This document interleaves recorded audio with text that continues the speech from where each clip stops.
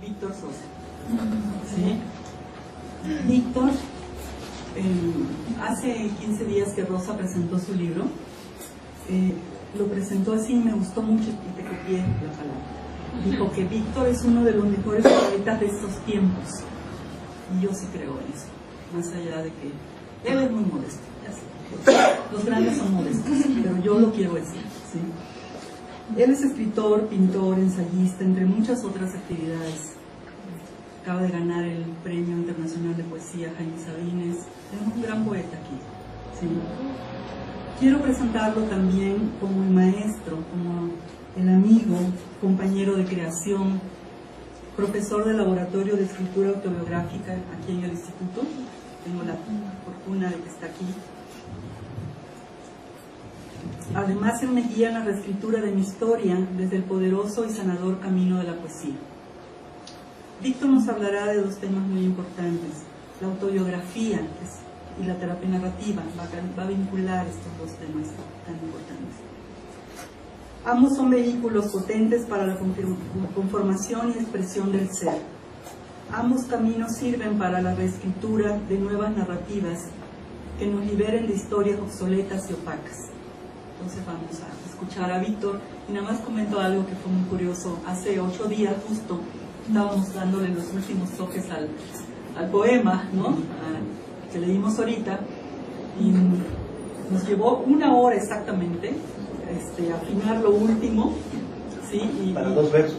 Sí, para 2. Aclaremos, no todo el poema. No, 2 versos. o sea, creo que fueron las 3 últimas líneas. Sí, por eso sí, 2 versos. Claro.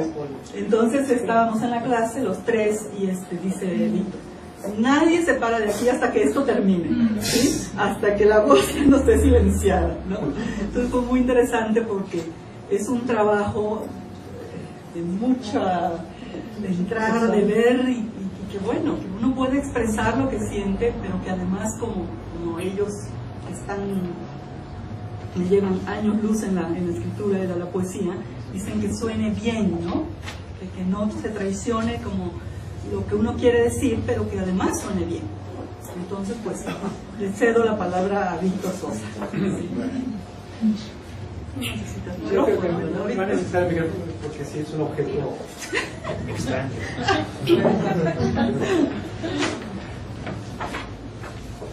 Sin más preámbulos, ya Iris nos ha dicho un poquito cuál es el tema, esta vinculación evidentemente entre terapia narrativa y escritura autobiográfica. Quiero pasar de lleno a ese tema. El texto está escrito, o sea que ojalá que después posibilite algún tipo de duda, pregunta o interrogante para que podamos comentarlo. La experiencia autobiográfica, una escritura inconclusa. Y trae un epígrafe que dice: yo era el propio objeto de mi estudio, Heráclito. La autobiografía es la escritura del yo sobre el yo, el sujeto de la escritura que se convierte en objeto temático. Hablo de mí, luego existo, sería el cogito de todo autobiógrafo. El autor, el narrador y el personaje son, en esta escritura, uno y el mismo.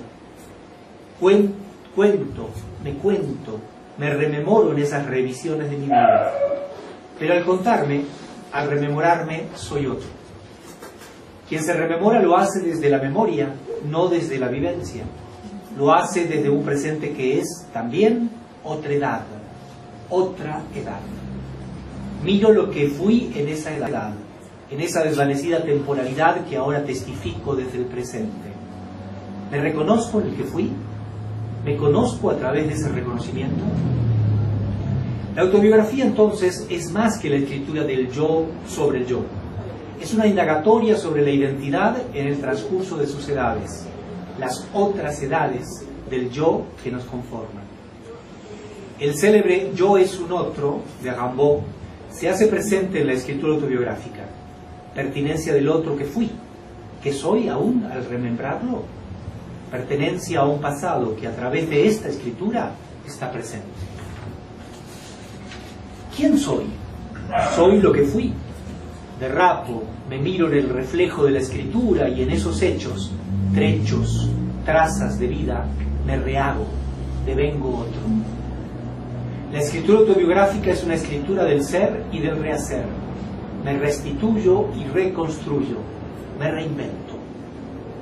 Pero, ¿cuánto de lo que evoco fue real? ¿Cuánto de lo que cuento invento? ¿Cuánto hay de olvido en lo que digo?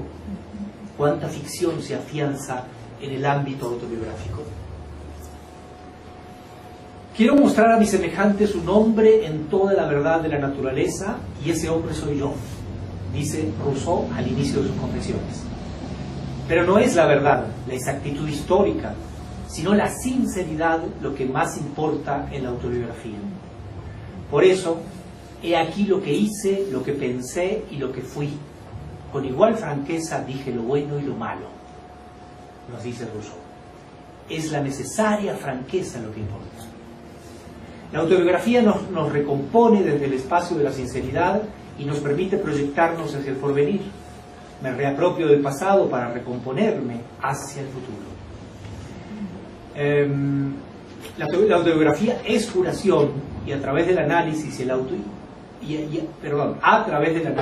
el autoconocimiento. Es el socrático conócete a ti mismo, recomposición del yo a través de los múltiples otros que fui. Es perdón, exorcismo, reconciliación en la diversidad. Es el asombro ante la escritura que nos revela. Ahora que lo escribo lo sé. También es un diálogo abierto al tiempo con ese lector potencial que nos revivirá en su lectura, en su particular interpretación. Tal vez la autobiografía no sea más que una interpretación de nosotros mismos, cambiante, prismática, infinita, pero es por excelencia una escritura inconclusa. Es, si así lo fuera, una de las más necesarias y hondas interpretaciones de ese irresistible enigma que llamamos yo. El pacto autobiográfico. ¿Es posible definir la autobiografía?, se pregunta Philippe Lejeune, uno de los mayores teóricos e investigadores del género, para responder a su pregunta con la siguiente definición: autobiografía, relato retrospectivo en prosa que una persona hace de su propia existencia, poniendo énfasis en su vida individual y en particular en la historia de su personalidad. Y agrega luego: para que exista autobiografía es necesario que coincidan la identidad del autor, del narrador y del personaje. Lejeune habla de un pacto autobiográfico entre lector y autor. Dicho pacto estipula que debemos creer en la identidad del nombre, en esa unidad de autor, narrador, personaje. Pactar con esa coherencia que hace posible la escritura autobiográfica. De ello se desprende otro pacto, el pacto referencial, que inscribe al texto en el campo de la verdad. El lector admite la autenticidad de lo leído, le cree al autor, acepta la autenticidad aunque ésta no sea exacta. Tiene fe en el nombre y en que lo que nombra es verídico, sucedió, le sucedió a ese que narra. Soy auténtico, esto que te cuento sí pasó, nos dice el autor. O también, soy auténtico en lo que no sé si pasó. Ya que la autenticidad pasa también por la duda, el olvido, la deformación y a veces por la invención del recuerdo. El tercero es el pacto de lectura, donde se plantea la problemática de la recepción y de la interpretación, las maneras de leer el texto. Aquí se impone el contexto histórico, los saberes predominantes dentro de ese contexto. Por ejemplo, religión en San Agustín, ilustración en Rousseau, psicoanálisis en Virginia Woolf. El pacto de lectura está vinculado con las condiciones de recepción de la época. Como lector, debo conocer los valores y creencias del autor y del momento histórico en que se inserta el texto autobiográfico. Pero también mi lectura estará filtrada por los saberes dominantes de mi época y mi cultura que, indefectiblemente, me conforman. Entonces, juzgo los valores pretéritos del autor a partir de mis valores presentes, del lector contemporáneo. Autor y lector, escritura y lectura, representan siempre un otro que está en ellos y más allá de ellos, una interioridad que los rebasa. La invención del recuerdo. La autobiografía implica una fenomenología de la memoria. ¿Qué recordamos cuando recordamos? ¿Por qué recordamos y olvidamos? Los recuerdos no son réplicas, copias exactas de los acontecimientos vividos, son registros de cómo hemos vivido emocionalmente esos acontecimientos. Son fragmentos, apenas rescoldos de lo acaecido, que están sujetos a transformación, a falseamiento, a represión y a sustitución de sus componentes por prótesis fantásticas, por invenciones de la imaginación. Como dice el escritor cubano Eliseo Alberto, recordar no es volver a vivir, recordar es volver a mentir. Y citando a Néstor Brownstein, no hay verdadero recuerdo sin la creencia de que es un recuerdo. Es decir, reconociendo su carácter virtual, ilusorio, de verdad narrativa, para diferenciarla de la verdad histórica. No es posible conocer a un sujeto por su pasado sin tomar en cuenta la forma en que lo relata. No son los hechos de su pasado, sino las palabras las que abren los compartimientos íntimos del ser, las palabras y su representación. De esto, como sabemos, se ocupa el psicoanálisis. Nos dice Brownstein, retomando la tesis freudiana, tanto el recuerdo como el olvido de episodios de la vida están motivados, responden a un principio de causalidad y de múltiple determinación. Rara, extraña, insólita es la memoria, es la memoria freudiana, esa moneda de tres caras. Además de la memoria como conservación creadora, narrativa, transferencial, y del olvido como pérdida del recuerdo, existe la represión, es decir, el funcionamiento del inconsciente controlando qué, cómo y cuánto se recordará y se olvidará. El inconsciente que distorsiona los acontecimientos pasados y los mezcla con fantasías, con novelas familiares y con mitos individuales. Hasta aquí Brownstein. La moneda de tres caras. O sea, memoria, olvido y represión. Nada casi nada. La autobiografía entonces está conformada por esta moneda de tres caras, freudiana, la memoria, el recuerdo y la represión.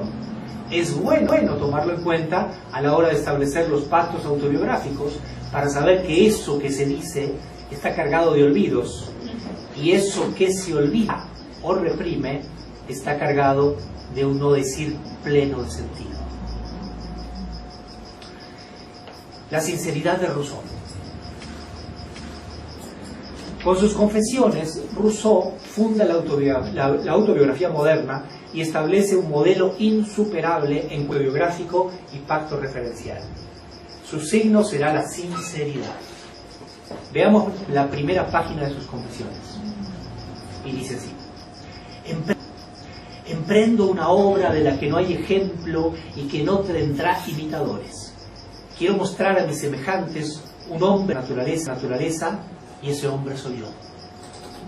Solo yo conozco mis sentimientos y conozco a los hombres. No soy como ninguno de visto y me atrevo a creer que no soy como ninguno de cuantos existen. Si no soy mejor, a lo menos soy distinto de ellos. Si ha obrado bien o mal, rompiendo el molde en que me ha vaciado, solo podrá juzgarse después de haberme leído. Que la trompeta del juicio final suene cuando quiera. Yo, con este libro, me presentaré ante el juez supremo y le diré resueltamente: he aquí sé lo que pensé y lo que fui. Con igual franqueza dije lo bueno y lo malo. Nada malo me callé, ni me atribuí nada bueno. Si me ha sucedido emplear algún adorno insignificante, lo hice solo para llenar un vacío de mi memoria. Pude haber supuesto sido lo que pudo haberlo sido, mas nunca lo que sabía que era falso. Me he mostrado como fui, despreciable y vil, o bueno, generoso y sublime cuando lo he sido. He descubierto mi alma tal como tú la has visto, oh Ser Supremo. Torno mío la innumerable multitud de mis semejantes para que me escuchen mis confesiones, lamenten mis franquezas, se avergüencen de mis miserias. Que cada cual luego descubra su corazón a los pies de tu trono con la misma sinceridad, y después que alguno se atreva a decir en tu presencia: yo fui mejor que hombre. Bueno, desde el inicio Rousseau establece su singularidad, tanto proyectada hacia el pasado como hacia el futuro. Una obra de la que no hay ejemplo y que no tendrá imitadores. Acto seguido establece un vínculo con sus virtuales omnipresente otro, que es siempre motivo y meta de nuestra escritura. Quiero mostrar a mis semejantes su nombre en toda la verdad de la naturaleza, soy yo. Ahí está el pacto referencial. Verdad, autenticidad, pero principalmente sinceridad. Se disculpa ante el lector diciendo: bueno, si me ha sucedido emplear algún adorno insignificante, lo hice solo para llenar un vacío de mi memoria. La sinceridad es sinónimo de pureza de alma, incluso de pureza estilística para Rousseau. La sinceridad, por encima de las vilezas y mezquindades del autor y de su narrativa pulpígena, lo hace superior. Y desde esa superioridad, él desafía a los semejantes usando a Dios como y después que alguno se atreva a decir en tu presencia: yo fui mejor que ese hombre. Entre la acción y la confesión se da la purificación, el exorcismo, la transformación del ser. Pero, ¿podemos confiar plenamente en la sinceridad de Rousseau? ¿Debemos tomar al pie de la letra la narrativa del autor o indagar en los intersticios de la letra, en sus entrelíneas? Debemos tomar en cuenta el pacto de lectura, la hermenéutica que, como lectores de las confesiones, desde los saberes del siglo XXI, por ejemplo el psicoanálisis, las nociones posmodernas de verdad, de identidad, etc., necesariamente hacemos del libro de Rousseau nuestra relación, nuestro contexto es, en definitiva, quien crea al texto. Según Umberto Eco, la interpretación implica una relación dialéctica entre la estrategia del autor y su lector potencial o ideal. El autor quiere ser comprendido y a veces, caso Rousseau, quiere ser perdonado. Siempre se escribe, como ya señalamos, para y por el otro. Dios, el nombre del Padre, la cultura, la moral e incluso el inconsciente, si seguimos la noción lacaniana. Ya San Agustín, uno de los fundadores del género, se interroga en sus confesiones muy anteriores a las de Rousseau. Dice: pero ¿para quién hago este relato? No es para mí, Dios mío, pero al contarte estas cosas se las cuento a mis semejantes, a los hombres, aunque mi libro caerá en escasas manos. ¿Y por qué escribirlo? Para quien lo lea e incluso yo mismo, para que quien lo lea e incluso yo mismo podamos concebir la profundidad del abismo desde donde es preciso clamar por ti. San Agustín habla a Dios, pero se dirige a los hombres. Al relatar la vida del Agustín pasado, nos da a conocer al Agustín presente, porque toda autobiografía se escribe desde el presente. Desde el juicio del presente se juzga el pasado, ya sea para alabarlo, ya sea para condenarlo. La alteridad es doble, se manifiesta entre el que fui y el que soy, y entre yo y los otros. La escritura autobiográfica es el puente que une estas alteridades. Los territorios del yo. Otro gran teórico de la autobiografía, el filósofo francés Georges Gusdorf, aporta una noción tridimensional del término, autobiografía, definiéndolo de la siguiente manera. 1. Autos, la identidad, el yo consciente de sí mismo y principio fundamental para una existencia autónoma. 2. Bios, la continuidad vital de esa realidad, su despliegue histórico. Y 3. graphein, ¿no? El medio técnico propio de las escrituras del yo. La profundidad del trabajo de Gusdorf sobre la autobiografía involucra varias áreas del saber, como la historia, la psicología, la filosofía existencial y fenomenología, e incluso la metafísica. Para Gusdorf, la autobiografía supone una nueva revolución espiritual. El artista y el modelo se acoplan perfectamente. El historiador se toma a sí mismo como objeto. Veamos algunos puntos relevantes de su pensamiento. Dice: el destino del hombre es construir siempre una nueva existencia y por tanto una nueva historia. La autobiografía es la revolución espiritual del escritor convertido en sujeto y objeto de la escritura. Se trata de una operación de rectificación en relación con los acontecimientos de la vida pasada, con su valor moral. La autobiografía es, para Gusdorf, una obra de arte y al mismo tiempo una construcción ontológica. Nos presenta al personaje en su intimidad, no tal como fue o es, sino como él cree y quiere ser o haber sido. El privilegio de la autobiografía no es el inventario de una historia, sino el esfuerzo del creador para dar una significación a su leyenda. Desde el punto de vista psicológico, para que la autobiografía sea posible, es necesario un medio cultural donde el hombre pueda desarrollar una conciencia de sí. Y la conciencia de sí es, en palabras de Hegel, la tierra natal de la verdad. Es la autoconciencia, es priorizar la relación consigo mismo antes que con Dios o con el mundo, y esta condición es propia de la modernidad, es propio del ser moderno. Es preciso que al contar su vida, el hombre sepa que el presente es distinto del pasado y del futuro. La conciencia del ser histórico, sucesivo, susceptible a los cambios, es fundamental. El individuo, tal como lo conocemos, tal como somos, nace de esa conciencia histórica y de esa individuación. La escritura del yo es una rememoración y una conmemoración del individuo. En palabras de Gusdorf, la historialización de la conciencia de sí en el recuerdo permite al individuo descubrirse tal como fue, tal como es, tal como deberá ser según su propia verosimilitud.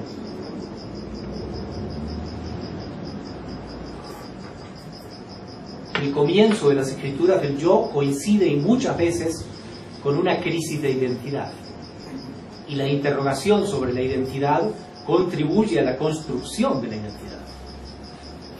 No se trata de un simple e imposible recuperación del pasado, sino una recapitulación de la experiencia que podría modificar la significación de la experiencia. El hombre que cuenta su vida se busca a sí mismo en su historia, busca una verdad que le concierne. Para Gusdorf, toda autobiografía digna de ese nombre presenta ese carácter de experiencia iniciática, de búsqueda de un centro. Agrego que puede ser un rito de pasaje hacia un yo soterrado, desconocido, un yo sin habla. La escritura del yo actual puede dar palabras al yo pretérito que vive como una sombra muda en nuestro presente. La decisión autobiográfica da testimonio de una nueva manera de ser entre los hombres, en el mundo y ante Dios. No se trata solo de contarse según el estilo de una crónica, sino de reconquistarse e incluso construirse. Es una empresa de edificación, una transfiguración de la existencia en la paz reencontrada de sí consigo mismo, señala Gusdorf. El poeta inglés Coleridge en 1797 decía: cualquier vida, por muy insignificante que sea, si está bien contada, es digna de interés. Para ello, agrega, es necesario que haya una conciencia de la singularidad de su existencia. Y todos somos singulares, todos somos dignos de interés. El hombre se propone o se impone a él mismo como una tarea, un dominio que hay que explorar y conquistar. Y siguiendo a Sartre, agrega Gusdorf, la identidad de un hombre no es un ser, sino un deber ser. Depende de él darse un proyecto de ser y desarrollar. Gusdorf reformula la máxima cartesiana: escribo, luego existo. Si tomo la palabra, la pluma, es que existo, aparte de mí, y que mi vida debe tener un sentido.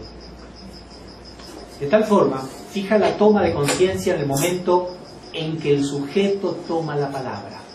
Ahí comienza la transformación del ser, ya que decir su vida es cambiar su vida. Toda escritura del yo es una obra del yo. Escribir el yo es afirmar su existencia. En este aspecto podríamos cuestionarle a Gusdorf el exceso de confianza en un yo indivisible, un yo existencialista, que demerita la importancia del inconsciente y sus multiplicidades fantasmáticas, alejándolo de las interpretaciones psicoanalíticas. Y ahí también sus diferencias con las teorías postmodernas, que ponen al yo en entredicho y cuestionan incluso la posibilidad de una escritura autobiográfica. Sin embargo, nada de esto puede eclipsar su esfuerzo epistemológico y su fundamental aporte a la teoría de la autobiografía. La escritura del yo presupone un ensayo de rehabilitación, el esfuerzo por salvar la separación entre una realidad mediocre y la exigencia de un ideal que la convence de insuficiencia, nos dice Gusdorf. Y parece suscribir las palabras de Rimbaud de que la vida está en otra parte. Esa otra parte bien puede estar en un relato, en nuestro relato. De tal manera, la escritura autobiográfica puede ser el medio para mejorar nuestro destino y, por efecto multiplicador, el destino de nuestros semejantes. Terapia narrativa y autobiografía.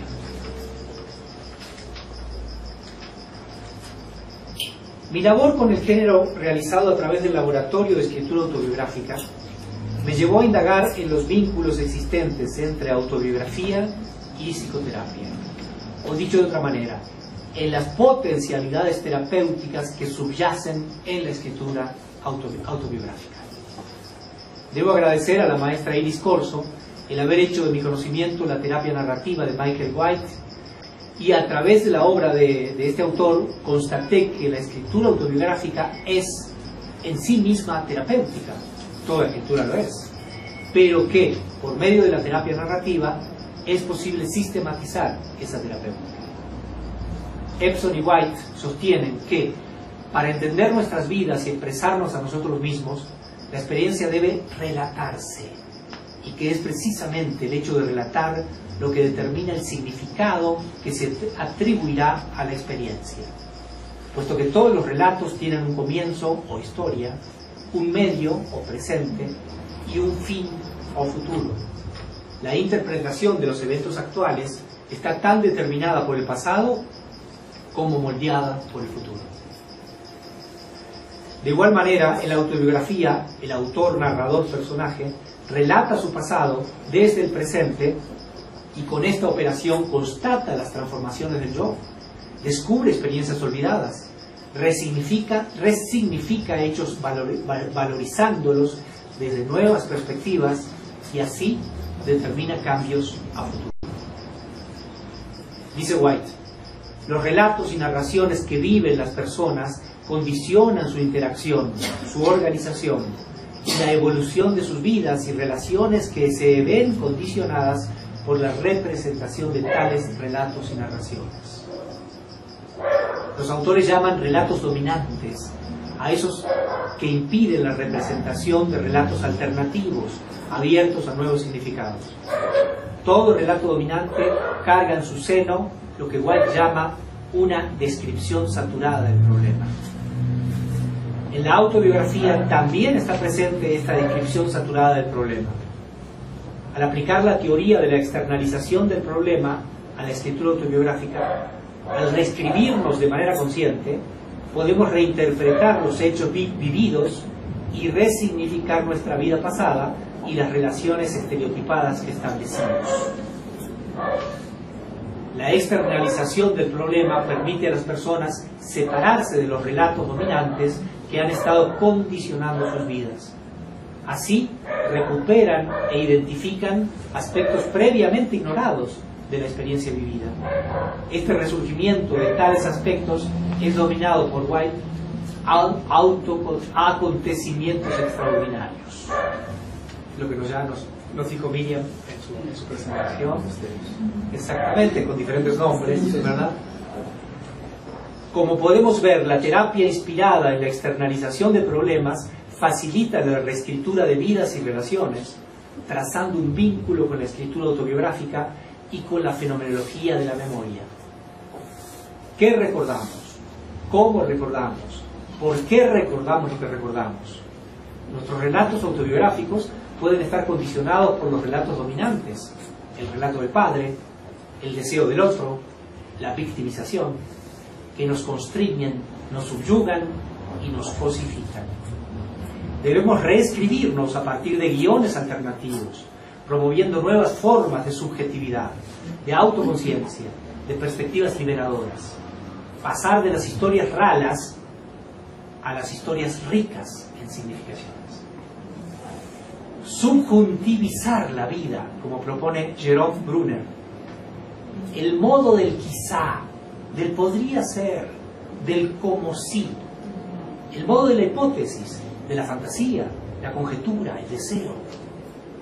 Estar en el mundo subjuntivo es moverse en el campo de las posibilidades más que en el de las certezas establecidas, propias de los relatos dominantes.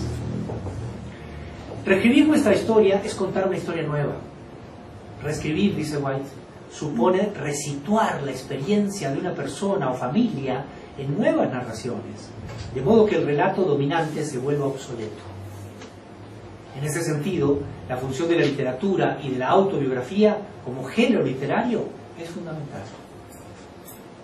En mi laboratorio de escritura autobiográfica incorporo muchas de estas propuestas de la terapia narrativa. A las ya señaladas, agreguemos la llamada analogía del texto, la cual considera la evolución de las vidas y relaciones en términos de escritura y lectura de textos. Cada nueva lectura de un texto es una nueva interpretación de este, y por tanto, una nueva forma de escribirlo. El relato determina el significado de la experiencia y también de la existencia. Al trabajar en grupo en el laboratorio de escritura autobiográfica y compartir las lecturas orales de los relatos, los participantes contribuyen con sus comentarios y análisis a la reescritura de nuevos significados, a veces ocultos para el propio autor. Se genera así una interacción directa, viva, una libre participación de subjetividades y una socialización del relato, que abandona el ámbito de lo íntimo y se hace público. De esta manera se externaliza, pierde su correlato inmovilizador e inhibidor y se vuelve permeable a nuevos significados gracias a la interacción grupal. Por su parte, al hacerse público dentro del trabajo grupal, dispara relatos análogos en los demás participantes, demostrando que ciertos hechos problemáticos, ciertos conflictos que vivimos dentro de la interioridad del yo, no son exclusivos de nuestra persona, tienen sus pares y pueden coincidir con muchos relatos de los otros participantes. Un relato compartido es un relato que se abre a nuevas lecturas en un contexto de respeto y reflexividad. La transformación que el relato oral produce es multidireccional. Transformación del autor al ser actor y público de su propia representación, y transformación del grupo al ser receptor activo y gestor de nuevos significados para el relato. A partir de esta gestoría de nuevos significados, el grupo moviliza recursos para abordar desde inéditas perspectivas sus relatos personales. De tal manera, la interacción del grupo promueve una participación activa de todos sus miembros. En el laboratorio trabajamos a partir de una guía temática que ayuda a focalizar las vivencias y los recuerdos, e incluso a conectar con eventos reprimidos para hacerlos conscientes a través de la escritura. Algunos de estos temas son, en el módulo 1, mirar, remirar mi vida, momentos fundadores de la personalidad, nacimiento e infancia, el despertar de la sexualidad, el primer contacto con la muerte, en el nombre del Padre, las relaciones parentales, las casas donde viví, las pérdidas y las ganancias, el mundo de los sueños y los sueños del mundo, confesiones inconfesables, el yo y la confusión identitaria. En el módulo 2, memoria y neurociencia, yo soy yoto, paradojas de la multiplicidad, la experiencia emocional correctiva, el género epistolar entre lo íntimo y lo público, la risa, el llanto, formas de disrupción emocional, yo soy yo y mis documentos, el montaje autobiográfico, los sentidos del recuerdo, oír, oler, tocar, buscar. En el módulo 3, el inventario de mis cicatrices, el encuentro consigo mismo, personajes en busca de su autor, memoria involuntaria y recuperación asociativa, sincronicidades y premoniciones. Bueno, la guía temática, que es variable, flexible y no tiene fines preceptivos, se apoya en un material de estudio compuesto por selecciones de autobiografías de Rousseau, de Jean-Paul Sartre, Virginia Woolf, Edgar Morin, Alejandro Jodorowsky, Fernando Pessoa, Jorge Luis Borges, Paul Auster, además de textos investigadores de investigadores como el psicoanalista Ernesto Braunstein, el psicólogo cognitivo Daniel Schachter y, por supuesto, los ineludibles referentes de Freud, Michel Foucault y Gregory Bateson, entre otros, ¿verdad? Desde este punto de vista ecuménico e integrador, el laboratorio de escritura autobiográfica se abre a lo multidisciplinario, participando de los fines terapéuticos sin abandonar su función literaria y artística. Finalmente, la función del arte es hacer el mundo menos previsible, menos banal y más proclive al asombro. Y el mundo somos nosotros, que lo reescribimos constantemente. En nosotros está el hacer un mundo mejor, rehaciéndonos mejores en el mundo.